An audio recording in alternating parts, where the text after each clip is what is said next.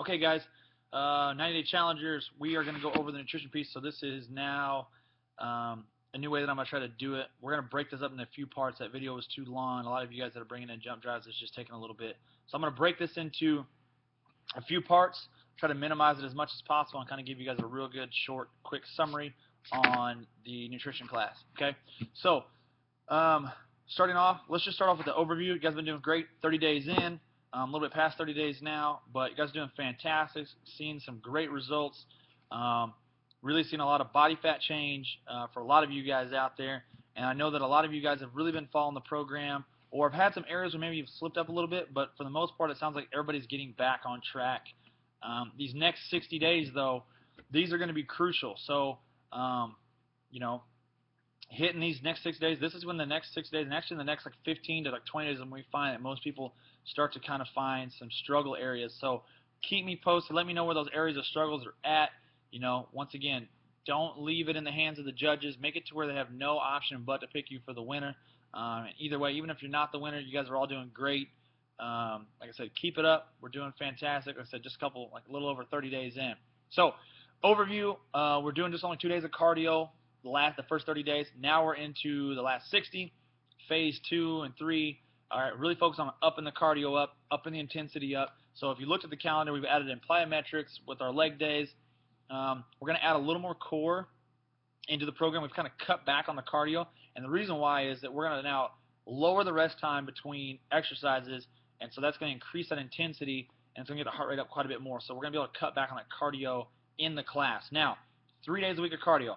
2 of them, okay, I would tell you the ideal situation would become Wednesday to the metabolic class, and then to come Sunday to Sunday Fun Day, and then do 1 day on your own, okay? Now, when it comes to doing cardio on your own, really focus on getting an intensity that is going to be high enough, intense-wise enough, to where when you got done with it, you shouldn't be able to think in your head, could I do 45 more minutes?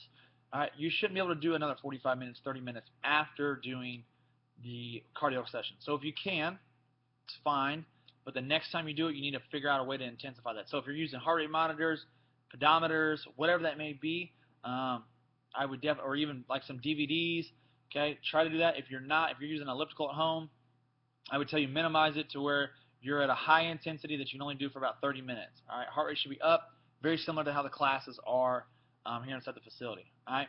So that is the overview portion, and that's kind of how the workouts are going to start to change as we continue on. Now, going into the nutrition piece. So we focused on quality of food for the first portion of the first 30 days. So now we're really focusing on the overall macros and then the quantity of food.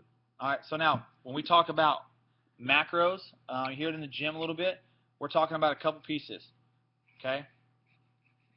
So we're talking about our proteins, okay, our carbs, and our fats. All right, those are our macros. You see them a lot of times on the back of nutrition labels, and we're going to get to where we have exactly those numbers for you. All right, now once we get those numbers, we're going to then implement in some other things. So a quick overview of how the food portion is going to kind of go.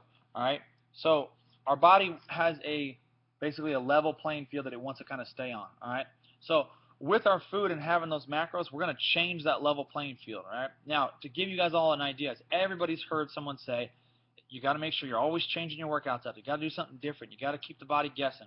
Nutrition's the same way. So how we're going to do that is with a little bit of fluctuation in our calories or our carbohydrates in these macros, all right?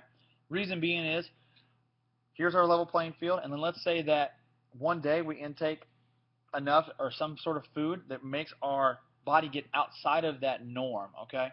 So when we're outside of that norm, the body really doesn't like it, and it wants to try to come back down to here.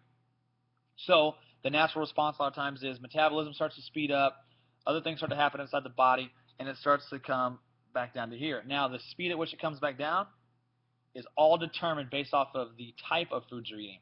So if you're eating bad foods, it's going to come down a lot slower, okay? If you're eating the right foods and the right quality, like we talked about in the first 30 days, it comes down pretty quick.